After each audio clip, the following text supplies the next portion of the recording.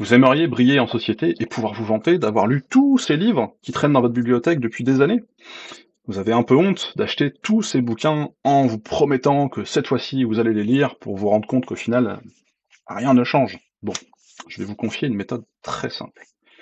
Le problème, c'est que vous êtes trop fixé sur l'objectif.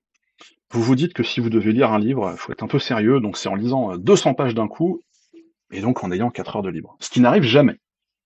Pire, si vous avez prévu un voyage en train, par exemple, bah, vous allez vous motiver à lire pendant le trajet. Sauf qu'au bout de 3 pages, bah, comme vous n'êtes pas habitué, vous allez retourner scroller sur Insta et puis vous allez continuer de culpabiliser. Je connais. La méthode, c'est de commencer petit, tout petit, mais vraiment tout petit. 5 pages par jour pendant 2 semaines, par exemple. Ça fait 70 pages. C'est petit, mais c'est mieux que zéro. Et puis quand vous avez pris le pli, vous passez à 10. À 10, vous lisez un livre en moins d'un mois.